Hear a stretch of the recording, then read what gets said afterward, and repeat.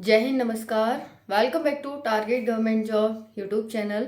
बात करेंगे इस वीडियो में एसएससी जीडी भर्ती के बारे में। रिजल्ट कब तक जारी हो जाएगा और हमें नॉर्मलाइजेशन में कितना फ़ायदा मिल सकता है।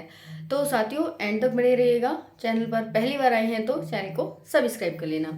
और बहुत सारे यूट्यूब चैनल पर आपने देखा होगा कि उनकी कट ऑफ 140 जा रही है, 150 जा रही है, 160 जा रही है ना। बट ऐसा रियली में है या फिर बस सिर्फ ये एक धुआं उठा हुआ है ना। ये भी हम बात करेंगे और उसके साथ साथ एक और इम्पोर्टेंट बात करेंगे यूपी पुलिस कांस्टेबल भर्ती के बारे में कि इसका एग्ज़ाम कब है और हमें अपनी तैयारी को किस तरह से स्टार्ट कर देना चाहिए, क्योंकि हमारे पास अब ज़्यादा समय नहीं बचा है।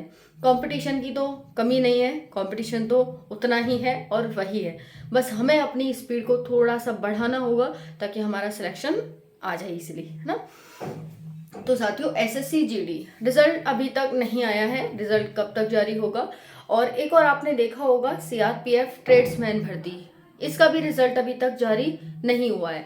तो साथियों, इसका जो रिजल्ट नहीं आया है, क्या कनेक्शन हो रहा है एसएससी जीडी और सीआरपीएफ में, हम ये भी बात करेंगे। देखिए, सीआरपीएफ 2023 की भर्ती है लेकिन इसका रिजल्ट जारी नहीं हुआ है। ओके, सीआरपीएफ का जो एसएससी जीडी का एग्जाम है वो सीआरपीएफ कंडक्ट कराती है, एसएससी जीडी का एग्जाम। वहीं पर सीआरपीएफ ट्रेड्समैन का भी दोबारा से बात करूंगी मैं। एसएससी जीडी का जो फिजिकल है वो सीआरपीएफ कंडक्ट कराती है, एसएससी जीडी का फिजिकल सीआरपीएफ कंडक्ट कराती है। वहीं पर सीआरपीएफ की अपनी एक भर्ती अभी तक अटकी हुई है जिसका नाम है सीआरपीएफ ट्रेड्समैन, उसका भी फिजिकल होना बाकी है और एसएससी जीडी का भी फिजिकल होना बाकी है। साथियों, अब हम बात करें सीआरपीएफ पैरामेडिकल स्टाफ, उसका रिजल्ट तो जारी हो गया, फाइनल रिजल्ट उसका जारी हो गया। उसके भरोसे भर्ती अटकी हुई थी लेकिन उसे एक सहारा मिल गया है सीआरपीएफ ट्रेड्समैन को, वो है एसएससी जीडी का, कि भाई इसके भी फिजिकल होने हैं, उसके भी फिजिकल होने हैं। दोनों फिजिकल को एक ही जो एजेंसी है वो कंडक्ट कराएगी, तो क्यों ना हम दोनों के फिजिकल को एक साथ ही कंडक्ट करा लें। एक साथ ही कहने का मतलब है कि जैसे सीआरपीएफ में इस बार लगभग 8-9 हज़ार ऐसी समथिंग वैकेंसी है, 8-9 हज़ार। वहीं पर जो सीआरपीएफ ट्रेड्समैन की वैकेंसी है उसमें भी 8,000 प्लस वैकेंसी थी। तो इनका कहने का मतलब है कि हम दोनों वैकेंसीज को सीआरपीएफ ही समझ करके, सीआरपीएफ ट्रेड्समैन है और इसमें जो एसएससी जीडी में सीआरपीएफ की है, दोनों के हम कंबाइन करके एसएससी जीडी में इसका फिजिकल करवा लेते हैं। समझ में आया आप सभी के। तो ये एक नई अवधारणा चल रही है एसएससी सीआरपीएफ के और एसएससी जीडी के मन में। तो ये बहुत भीतरी बात है लेकिन आप सभी को ये बताई जा रही है कि ऐसा होने वाला है और ये 100% ऐसा ही होगा। जिस दिन ऐसा होगा फिर मैं आपको बताऊंगी कि देखिए, जब मैं आपको ये वीडियो दिखाऊंगी, है ना। तो ऐसा ही होने वाला है साथियों, आप सभी, क्योंकि एक बच्चा न सिर्फ एसएससी जीडी से ही संबंध रखता है और न सिर्फ सीआरपीएफ ट्रेड्समैन से, बल्कि एक बंदा सीआरपीएफ से भी संबंध रखता है, एसएससी जीडी से भी संबंध रखता है और साथियों आपका यूपी पुलिस एग्जाम से भी संबंध रखता है।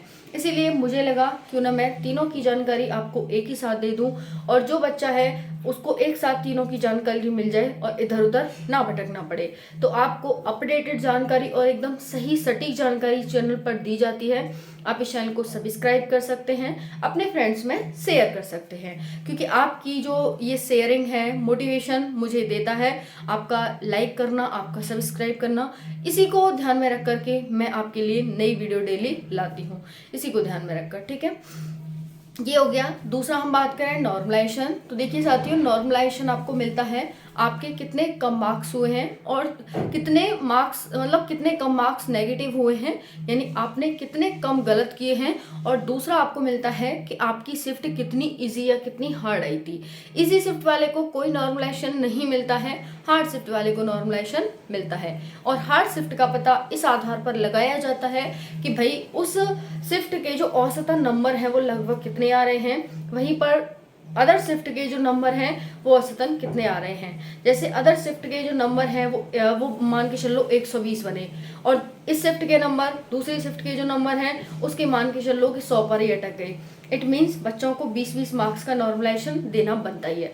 तो इस तरह से काफ़ी बार 160 से ऊपर भी बच्चों के चले जाते हैं नॉर्मलाइजेशन में। तो साथियों, ये है आपका नॉर्मलाइजेशन और इसमें आप सभी को जो नॉर्मलाइजेशन मिलने वाला है वो 10 से 15 और लगभग 20 मार्क्स तक आपको नॉर्मलाइजेशन मिल सकता है। साथियों आंधी बहुत तेज़ आ रही है, बहुत ज़्यादा तेज़ आंधी आ रही है, कुछ मतलब बहुत ज़्यादा। ठीक है, आज हमारे यहाँ पर बहुत तेज़ आंधी आ रही है और मैं तभी वीडियो शूट कर रही हूँ। आसपास से बहुत ज़्यादा शोर आ रहा होगा आपको, है ना। तो मतलब आई होप सब अच्छा हो। आज हाँ हनुमान जयंती भी है, तो सब अच्छा हो, ऐसे हम प्रेयर करते हैं। और दूसरा है साथियों, आप सभी का जो फिजिकल होगा वो गर्मियों में होने वाला है। अपनी गर्मियों में जो फिजिकल होगा उसके अकॉर्डिंग ही तैयारी करें कि हमको कितना सहन करना है। दूसरा है बारिश भी अब बढ़ेगी, बारिश भी आएगी और आपका जो टेम्परेचर है वो भी इंक्रीज होगा। तो आपको किस तरह से अपना बरसात में और अपनी गर्मी में अपने बॉडी को मेंटेन करके रखना है।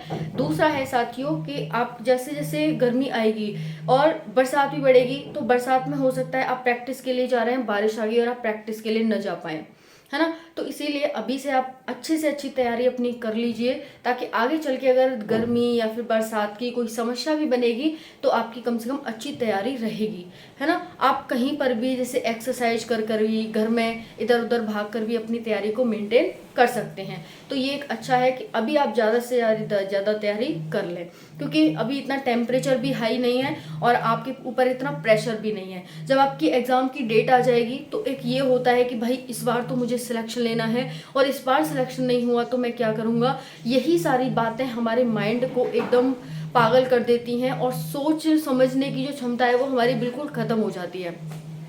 टेंशन, ये होती है टेंशन।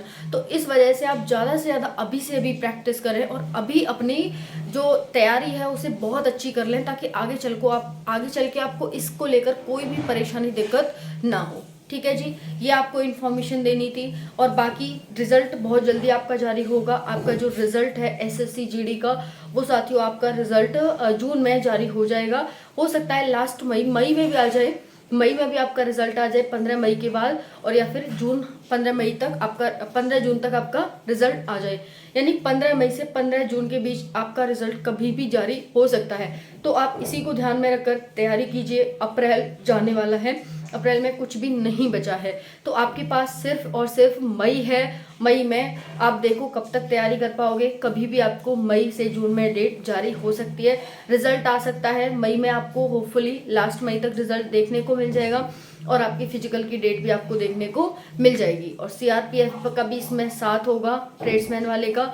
तो भाई अपनी अच्छे से तैयारी करो, इधर उधर टाइम वेस्ट मत करो, अपनी अच्छे से तैयारी करो। फिजिकल निकालना जो मतलब फिजिकल आपका निकल गया, अब जैसे फिजिकल होगा तो साथियों फिजिकल निकल गया तभी एग्जाम का महत्व है, अदरवाइज कोई एग्जाम का महत्व नहीं है। तो इसीलिए फिजिकल भी आपके लिए उतना ही इम्पोर्टेंट है जितना आपके लिए एग्जाम था। ठीक है, थैंक यू सो मच, जय हिंद।